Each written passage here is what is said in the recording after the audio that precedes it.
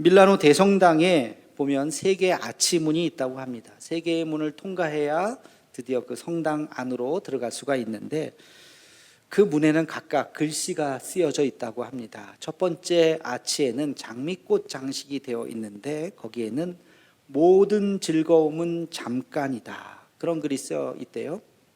장미꽃이 상징하는 것이 좀 즐거움인 것 같아요. 모든 즐거움은 잠깐이다. 두 번째 아치에는 십자가가 있답니다. 그리고 거기엔 이런 글이 쓰여져 있답니다. 모든 고통도 잠깐이다. 십자가가 고통을 상징하는 거죠. 모든 고통도 잠깐이라는 거예요. 세 번째는 아무 문양 없이 글씨만 쓰여져 있답니다. 오직 중요한 것은 영원한 것이다. 오직 중요한 것은 영원한 것이다. 그 글씨를 보면서 드디어 하나님의 전으로 들어가게 되는 것이죠.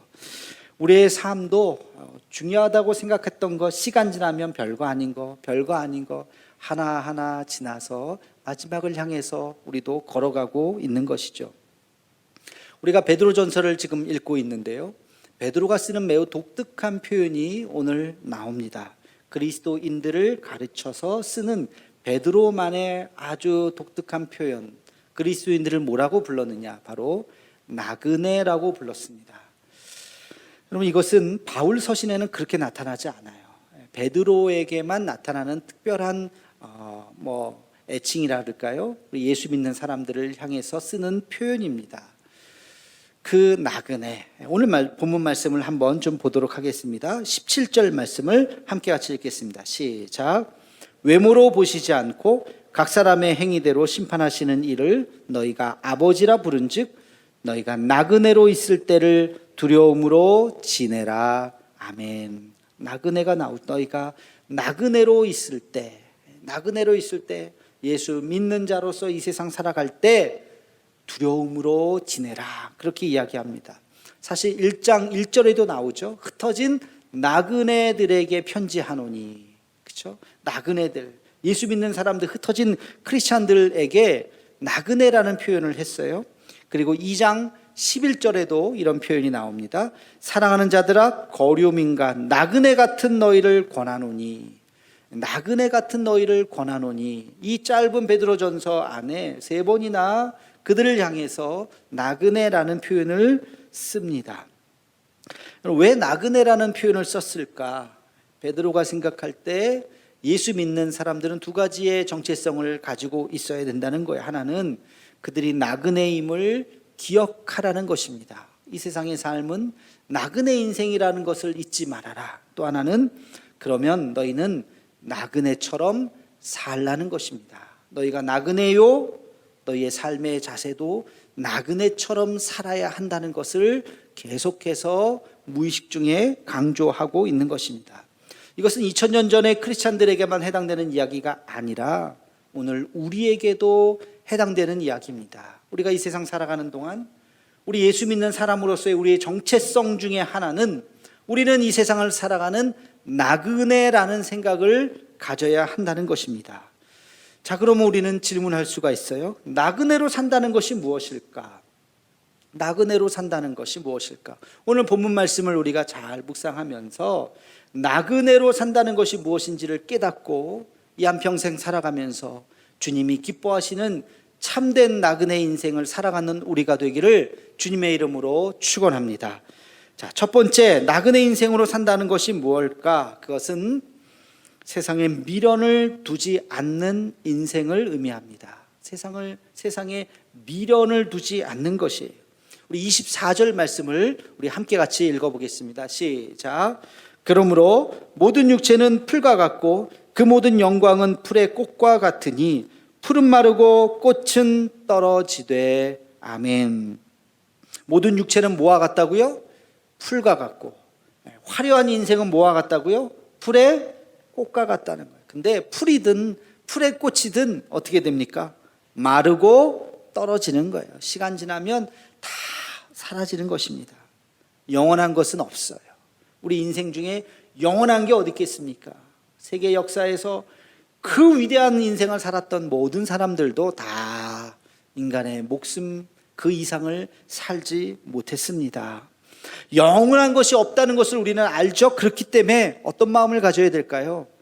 집착해서는 안 돼요. 세상의 그 어떤 것에도 우리는 집착해서는 안 됩니다. 다른 말로 하면 미련을 두지 말라는 거예요. 우리는 앞으로 계속해서 전진해 나가는 것입니다. 미련을 두지 말고 집착하지 말아야 되는 사람들의 마음은 한결 가벼워야 되는 것이죠. 창세기에 그런 인물이 한 명 나오죠. 세상에 미련을 두다가 멸망한 한 여인이 나옵니다. 그 여인의 이름은 기록되지 않지만 우리는 누군지 알고 있어요. 바로 롯의 아내죠. 롯의 아내. 언제 등장합니까?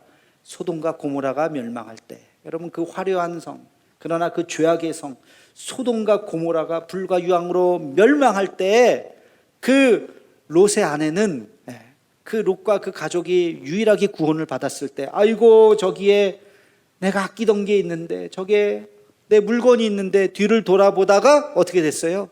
소금 기둥이 됐잖아요. 그 미련을 두다가, 세상 것에 미련을 두다가 지금 뭐가 중요한지 모르고 그 뒤를 돌아보다가 소금 기둥이 되었다는 이야기가 있죠. 여러분, 세상에 미련을 두는 많은 자들이 있죠.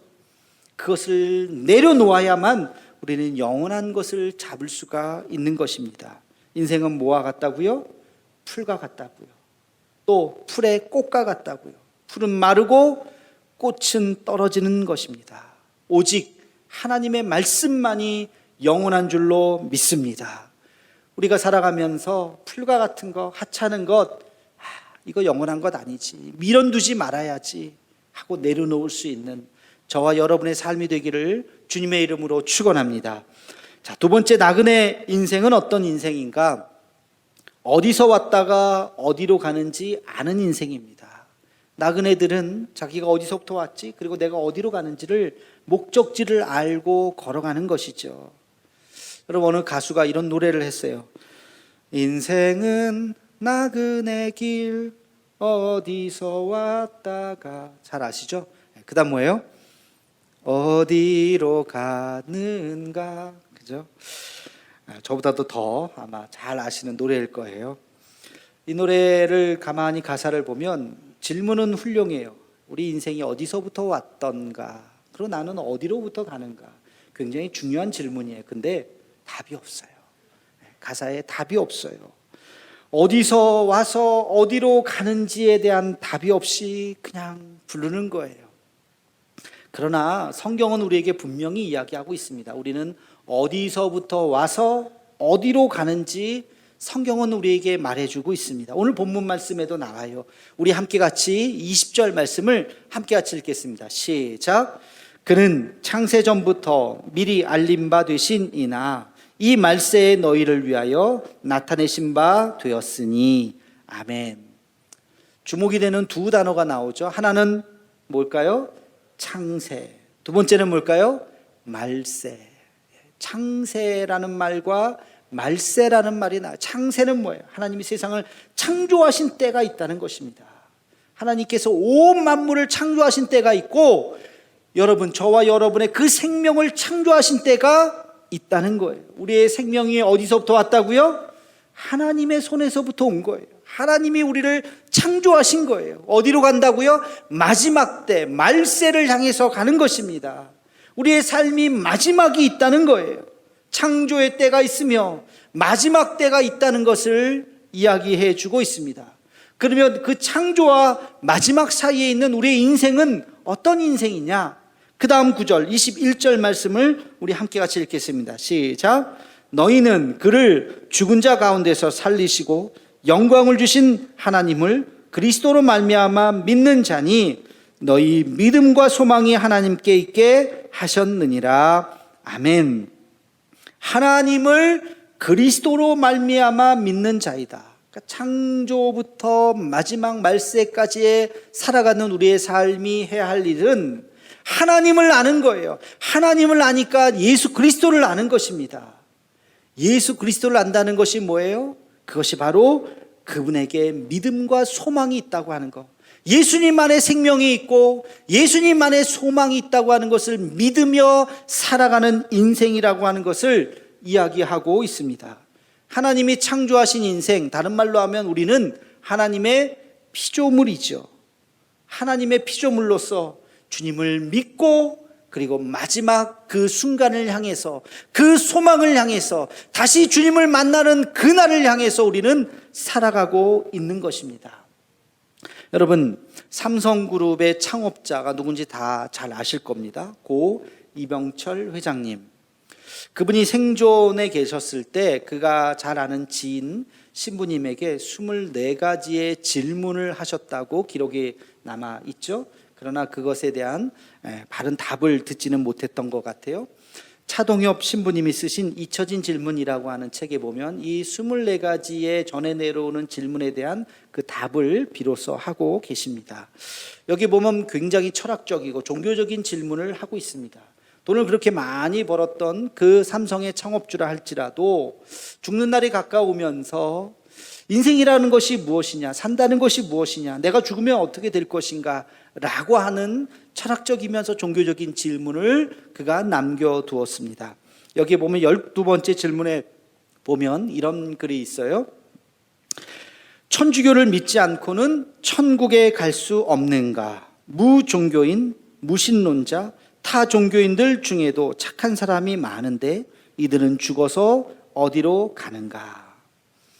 아마 저 글씨는 직접 쓰신 거라기보다는 아마 비서가 쓰지 않을까. 굉장히 글씨를 잘 쓴 24가지의 그 글씨체가 다 이렇게 남아 있는데요. 여러분, 이 질문은 우리도 한 번쯤은 해봄직한 질문이지 않습니까? 살면서 한 번쯤은 그런 생각을 해봤을 거예요. 이 하나의 질문을 조금 우리가 분석을 해보면 3개의 질문으로 나눠볼 수 있어요. 첫 번째는 어떻게 천국에 갑니까? 하는 질문이에요. 자, 만약에 천국이 있다면 어떻게 천국에 갈 수 있을까요? 누군가가 여러분들에게 그렇게 질문한다면 뭐라고 대답하시겠어요? 어떻게 천국에 갈 수 있을까요? 하면 비행기 타고 갑니까? 기차 타고 갑니까? 운전해서 갑니까? 그런 게 아니죠. 천국에 갈 수 있는 방법이 무엇이냐? 그것은 바로 예수님 믿어야 가는 것이죠. 하나님의 아들 예수 그리스도, 조금 더 정확하게 얘기하면 하나님의 아들 예수 그리스도께서 우리를 위해서, 우리의 죄를 위해서 십자가에 달려 죽으셨다라고 하는 그 대속죄를 우리가 믿으면 그 믿음으로 말미암아 우리는 하나님 나라에 갈 수 있다는 것입니다. 아멘이십니까? 우리는 분명히 알고 있어요. 이렇게 천국에 간다는 것을 알고 또 믿고 있습니다. 두 번째는 이런 질문이에요. 착한 사람은 구원받지 못하는가? 여러분, 착한 사람 구원 받을까요? 못 받을까요? 받을까요? 착한데 아무리 착해도 못 받나요? 정답은 뭐예요? 착한 사람도 구원받을 수 없다는 것입니다. 여러분, 착하다는 기준이 뭘까요? 옆에 있는 사람 보세요. 제 옆에 있는 사람보다 더 착한 것 같아요? 못된 것 같아요? 본인이. 착하다는 기준이 뭐예요? 어떤 사람한테는 대단히 착한 사람이요, 또 어떤 사람한테는 대단히 못된 사람일 수 있어요. 여러분, 살인자라 그래도요, 그 부모의 눈으로 보면 내 자식이 그럴 리가 없는데 못된 사람한테 꿰어서 그랬어요. 내 자식이 얼마나 착한 아들인데 아마 그럴지도 몰라요. 그러니까 착하다고 하는 것은 매우 주관적이고 그리고 매우 상대적인 개념입니다. 여러분, 이것은 어떻게 비교할 수가 없는 거예요. 착하다고 하는 것은 누구든지 착할 수도 있고 또 누구든지 못될 수도 있어요. 착한 것으로 우리가 하늘나라 가는 것이 아니에요. 하늘나라는 어떻게 간다고요? 예수님 때문에. 예수님, 내가 죄인이지만, 나는 여전히 죄인이지만 예수님이 나의 죄를 위해서 십자가에 달려 죽으셨다고 하는 그 대속죄를 우리가 믿기 때문에 그 보혈의 피로 나는 의인이 되어서 주님 손 붙잡고 하늘나라에 갈 수 있는 줄로 믿습니다. 여러분, 그래서 착한 거하고는 관계가 없어요. 못된 사람도 갈 수 있어요. 예수 믿는다면 갈 수 있는 것입니다. 세 번째는 이런 질문일 수 있어요. 그러면 우리는 죽어서 어디로 가는가? 여러분, 죽어서 어디로 갑니까? 죽으면 그냥 끝입니까? 죽어서 어디로 가나요? 죽어서 가는 곳이 있지요. 천국 아니면 지옥입니다. 천국 아니면 지옥이에요. 에이, 목사님, 요즘 시대에 무슨 천국 지옥을 자꾸 얘기하세요? 21세기에 21세기가 아니라 31세기, 41세기가 와도 기독교에서 천국 지옥을 지어버린다면 무슨 이야기를 할 수 있겠습니까? 이것은 기독교의 아주 중요한 진리예요.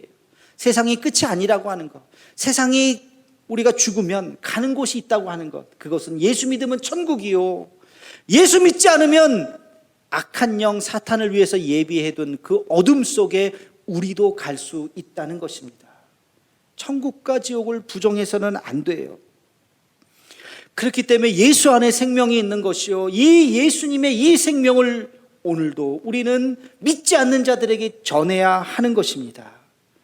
자, 이 세 가지의 질문, 우리는 너무나도 잘 알고 있는 질문이지만, 해답이지만, 너무나도 쉽게 우리는 받아들이는 해답이지만, 그러나 받아들이지 못하는 사람에게는 이것만큼 어려운 질문도 없어요. 착하게 살면 다인가? 죽으면 어떻게 되는가?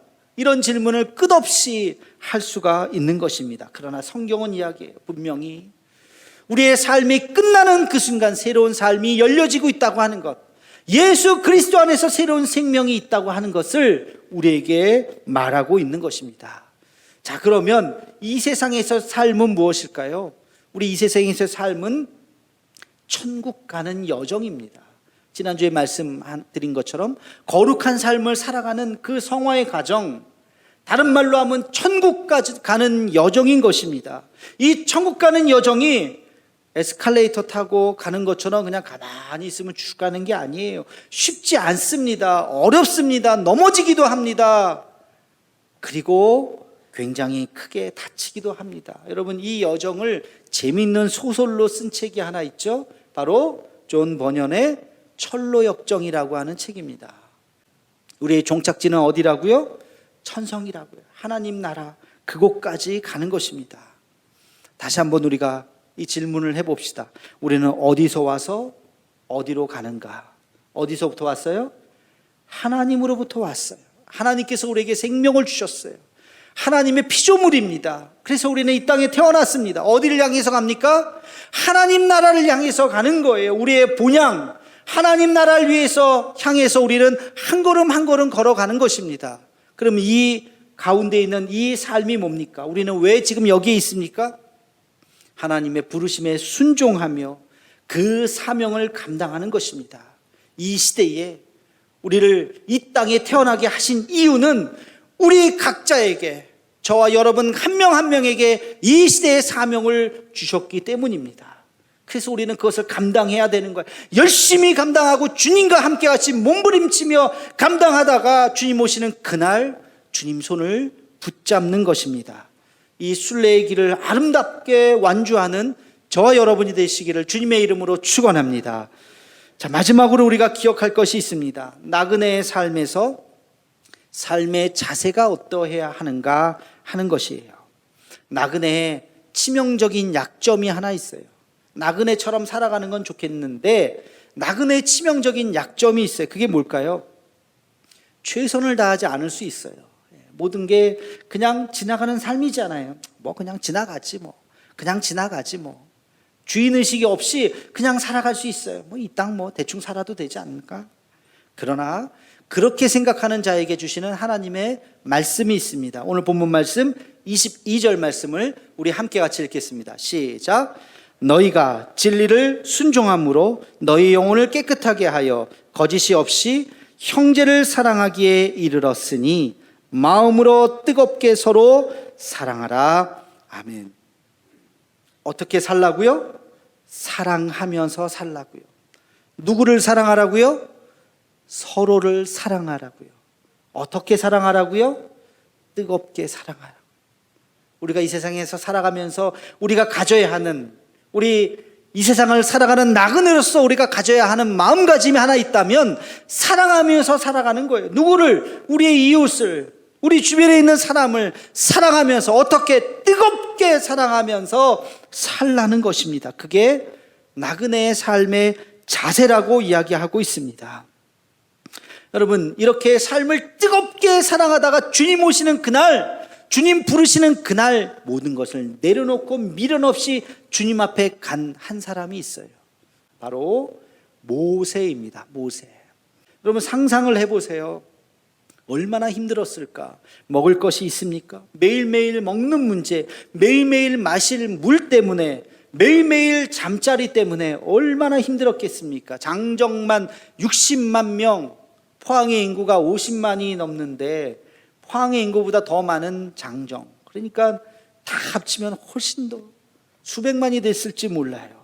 그 세월을, 40년의 세월을 이끌고 나갔습니다. 그냥 평지를 걷는 것도 힘들 텐데 광야를 걸었어요. 걷는 것만이라도 힘들 텐데 전쟁을 해야 됐습니다. 이 민족에 침입이 있었습니다. 오합지졸을 가지고 싸움을 해야 됐습니다. 때로는 모세를 원망하고 하나님을 원망하고 불평하는 자들이 나오기 시작했어요. 그 반대 세력들과도 싸우면서 40년을 지냈습니다. 드디어 가나안 땅 목전에 있어요. 이제 요단강만 건너가면 꿈에 그리던 가나안 땅, 약속의 땅이에요. 근데 하나님이 됐다, 거기까지다, 와라. 주님이 그렇게 모세에게 말씀하셨어요. 그때 모세가 손 탁 털고 알겠습니다 하고 순종해서 떠났습니다. 우리 같았으면 하나님, 내가 여기까지 40년 동안 왔는데 그러면 내가 강 건너서 한 발자국만 좀 밟아봅시다. 그토록 바라던 땅인데 한 발자국만 밟고 갈게요. 그런 생각 안 들었겠어요? 그러나 그가 시름시름 앓다가 간 것도 아니에요. 눈이 쇠하지 않았어요. 건강한 모습 그대로 하나님이 여기까지다 그랬을 때 미련 없이 모든 것을 내려놓고 주님 품에 가셨어요. 그 이스라엘 백성들이 모세의 시체를 찾지 못했어요. 장례도 하지 못했어요. 사라졌던 것입니다. 이것이 바로 나그네의 삶이에요. 40년의 삶 하루하루는 얼마나 치열하게 살았습니까? 그러나 그 삶이 다하는 그날 모든 것 미련 없이 다 주님 품에 갔던 것입니다. 우리가 이 세상에 살아가면서 하나님께서 우리에게 맡겨주신 그 사명이 있다면 매일매일 치열하게 최선을 다해서 우리의 마음을 다해서 살아가야 할 것입니다. 그러나 이제 됐다, 여기까지다, 와라 그러면 미련 없이 하나님 요거 조금만요, 요거 조금만요. 아니요. 오늘 오라 하신다면 알겠습니다 주님 하고 모든 걸 내려놓고 쳐다보지도 않고 주님을 향해서 갈 수 있는 마음이 있어야 할 것입니다. 예수님께서 뭐라고 말씀하셨어요? 내 마음을 다하고 목숨을 다하고 뜻을 다하여 주 너의 하나님을 사랑하라. 그리고 그 마음대로 내 이웃을 사랑하라. 여러분, 사랑은 그렇게 해야 되는 것입니다. 마음을 다하고 목숨을 다하고 뜻을 다하여 사랑하는 것입니다. 그러나 주님 오라 하실 때 그 모든 것들을 다 내려놓을 수 있어야 하는 것입니다. 오늘이 마지막 날이라면 여러분 어떻게 살아가시겠어요? 아침부터 빈둥빈둥 아무 생각 없이 사시겠어요? 아닐 거죠. 일찍 일어나서 오늘 하루 의미 있게 보내야 될 텐데 아침부터 저녁까지 1시간 1시간 아니 10분 10분을 아끼면서 오늘이 마지막 날이라면 그렇게 알차게 사실 겁니다. 그렇게 오늘이 마지막 날인 것처럼 살라는 거예요. 오늘이 마지막 날인 것처럼 미련 없이, 그러나 주님 부르시는 그날 뒤로 돌아보지도 않고 주님 앞에 갈 수 있는 믿음이 있어야 할 줄로 믿습니다. 베드로는 우리에게 이야기합니다. 나그네 인생으로 살아라. 세상에 얽매이지 말아라. 집착하지 말아라. 미련 두지 말아라. 그러나 사랑하며 최선을 다해라. 목숨 다해 사랑하며 살아라. 그러나 주님 오시는 그날, 주님 부르시는 그날 미련 없이 내려놓고, 하나님 언제 부르실지 몰라요.